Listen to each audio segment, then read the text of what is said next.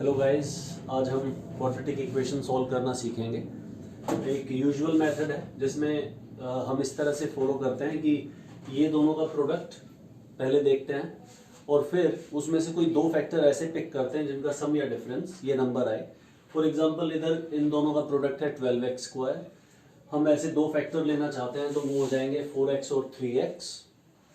तो इसको हम लिखते हैं x² minus 3x minus 4x plus 12 equal to 0। फिर आगे सॉल्व करने के लिए इन दोनों से x कॉमन लिया, इन दोनों से -4 कॉमन लिया, तो ये हो गया x माइनस 3 इक्वल टू 0। अब दोनों में कॉमन दिख रहा है x माइनस 3 को कॉमन लिया, फिर इधर x माइनस 4 इक्वल टू 0। इस मेथड को बोलते हैं splitting the middle term, solving a quadratic equation using splitting the middle term. इसी को अगर मैं डायरेक्ट इस अभी भी x की वैल्यू के लिए मुझे लिखना पड़ेगा x minus 3 equal to 0, x minus 4 equal to 0, ये देता है x इक्वल टू 3, ये देता है x इक्वल टू 4। ठीक है, अगर मुझे इसको डायरेक्टली इस आंसर में लिखना है तो एक तरीका है, सीधा पहले ये देखो कि इसके लिए हम लिखेंगे x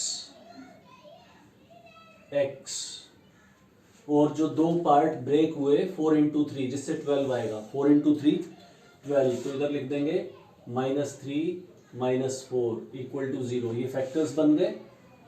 इसके बाद इक्वेट करेंगे तो x equal to 3, x equal to 4। इस स्टेप तक डायरेक्टली आया जा सकता है। जैसे ही हमने ब्रेक किया -4 -3 में, -4x -3x में एकदम से साइन चेंज करो, -3 -4 हुआ तो x equal to 3, x equal to 4 करके डायरेक्टली भी लिखा जा सकता है। अगर हमें x की वैल्यूज चाहिए तो, फैक्टर्स चाहिए तो ये स्टेप, x की वैल्यूज चाहिए तो ये वाला स्टेप। एक और इक्वेशन में ट्राई करेंगे। इस बार मैं इक्वेशन लेता हूं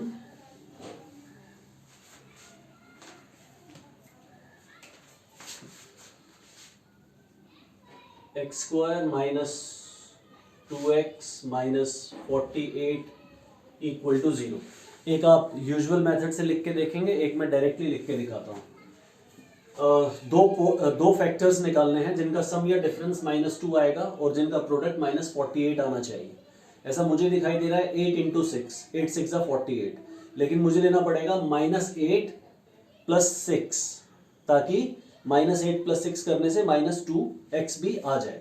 तो जैसे ही मुझे पता चला x इक्वल प्रोडक्ट में होगा -8 और 6, एकदम से मैं बोलूंगा x इक्वल टू 8 और एक प्लस 6 आया था तो x equal to -6। Sign change करते हुए x के इक्वेट करके इन दोनों नंबर्स को लिख देंगे तो डायरेक्ट वैल्यूज आ गई। लेकिन अगर मुझे फैक्टर्स चाहिए होते तो मैं लिख सकता था इसको इधर शिफ्ट करके x -8 और x प्लस 6 करके, या फिर ऐसा भी कर सकते हैं कि पहले अगर फैक्टर्स लिखने हैं, अगर x की वैल्यूज नहीं चाहिए, फैक्टर्स लिखने हैं तो जल्दी से लिखिए x माइनस x प्लस 6, -8 और प्लस 6 में ब्रेक हुआ था, x plus 6 into x minus 8 equal to 0। ये फैक्टर्स बन गए। तो एक इक्वेशन पे आप खुद लिख के एक बार जल्दी से ट्राई कर लीजिए। x² plus 3x minus 28 equal to 0। 1 2 3 4 5 6 7 8 9 10, इतनी देर में आपका आंसर आ जाना चाहिए था। अब मैं ट्राई करता हूँ। 28 मुझे लगता है बनेगा 7 इंटू 4 से, 7 4 जा 28, तो मुझे +7 और -4 लेना पड़ेगा, तो ये हो जाएगा x इक्वल टू -7, +7 लिया और -4 लिया तो x इक्वल टू 4। वैल्यूज लिखने के लिए साइन ऑपोजिट, वो जो दो टर्म्स मैंने ली। ठीक है, अगर फैक्टर्स लिखने होते तो फिर लिखो x plus 7, x minus 4 equal to 0। लेकिन हमें ऐसा लगता है कि ये वाली तो थोड़ी सिंपल क्वाड्रेटिक इक्वेशंस हैं। अगर इक्वेशन कभी इस तरह से आ गई, जैसे कि 9x² minus 24x plus 7 equal to 0, अगर इक्वेशन ऐसे आ गई तो इस वाले टाइप के लिए 2-3 तरीके हैं सजेस्ट किए जाते हैं जो मैं एक बार किए जाते हैं जो मैं एक बार वो अप्रोच अलग अलग डिस्कस कर लूँगा, आपको क्या अच्छा लगता है उसमें से आप अपने अकॉर्डिंग पिक कीजिए, जो आपको हिट करे, जो बहुत अच्छा लगे आप उसको फॉलो कर सकते हैं। लेकिन कुछ क्वेश्चंस में प्रैक्टिस करनी पड़ेगी, ऐसा नहीं है एक बार देखेंगे, हो सकता है मेरे अभी लिखने से कुछ आ गया, थोड़ा सा कुछ सोचने से आएगा, थोड़ी प्रैक्टिस के बाद।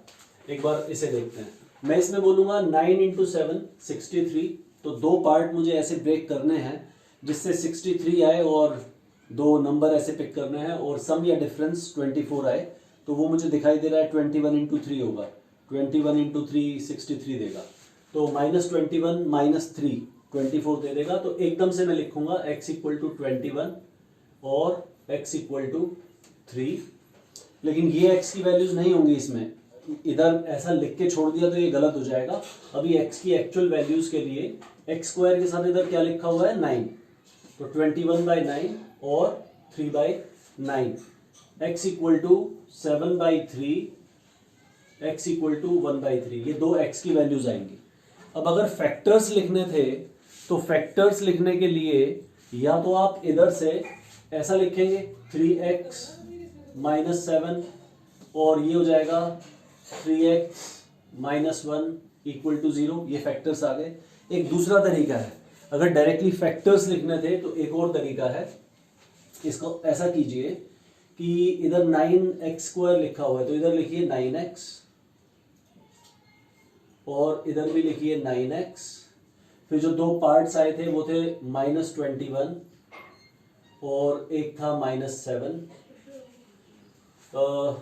अब जो कॉमन ले सकते हैं वो कॉमन ले लीजिए, सॉरी एक -7 नहीं, एक 3 था, एक 3 कॉमन ले लीजिए, इससे 3 कॉमन आ सकता है तो 3x - 7 और इससे भी एक 3 कॉमन आ सकता है तो 3x - 1 = 0, ये फैक्टर्स आ गए। वैल्यूज मैंने डायरेक्टली लिख दी थी, इस बात पे भी ध्यान दीजिएगा, और ये फैक्टर्स उससे बनाए जा सकते थे और फैक्टर्स डायरेक्टली भी लिखे जा सकते हैं। आपको क्या हिट करता है, क्या अच्छा लगता है इसमें, वो फॉलो कीजिए। एक और इक्वेशन इस तरह की लेंगे, मैं डायरेक्टली लिख के दिखाऊंगा लेकिन आप एक चांस लेंगे। दूसरी एक इक्वेशन हम लेंगे सॉल्व करने के लिए, 16x² - 26x + 9 = 0। इधर इन दोनों का प्रोडक्ट आता है 16 × 9 144 और 18 × 8 भी हो जाएगा 144। तो मुझे जल्दी से अगर आंसर लिखना है तो मैं लिखूंगा -18 - 8 में इसे ब्रेक किया तो उसके लिए लिखेंगे 18 और 8, अगर इधर ही छोड़ दिया तो गलत हो जाएगा। अभी आपको लिखना चाहिए /16 तो जो कैंसिल होता है वो कैंसिल कर देंगे 1/2। तो और फैक्टर्स लिखने हैं तो 8x - 9 = 0 और 2x - 1 = 0, ये दो फैक्टर्स बनेंगे। लेकिन फैक्टर्स भी अगर डायरेक्टली लिखने हैं तो उसके लिए मैं सजेस्ट करूंगा, फैक्टर्स चाहिए तो 16x माइनस अभी कुछ लिखेंगे और ये 16x, फिर दो पार्ट ब्रेक हुए थे -8 और -18, तो 16x - 8 16x - 18 = 0, जो कॉमन आ सकता है कॉमन ले लीजिए। 8 कॉमन आता है तो 2x - 1 और इधर 2 कॉमन आता है तो 8x - 9 = 0। इनको मल्टीप्लाई करके देखेंगे, साफ दिखाई दे रहा है, कांस्टेंट टर्म -1 - 9 आएगा और 16x² आएगा और -8x - 18x - 26 आएगा। तो दोनों तरीके आपके सामने हैं।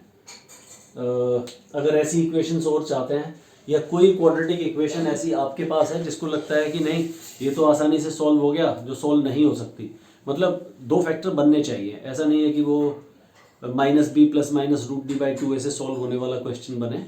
और भी ट्रिक्स हैं इसके अंदर, मैं उनको शेयर करूंगा, आप कमेंट्स में बोलेंगे आपको और ट्रिक्स जाननी है तो। मेरा नाम प्रवेश है, प्रवेश कौर। इन वीडियोस को लाइक कीजिए, शेयर कीजिए, सब्सक्राइब कीजिए मुझे सपोर्ट करने के लिए। Thank you very much.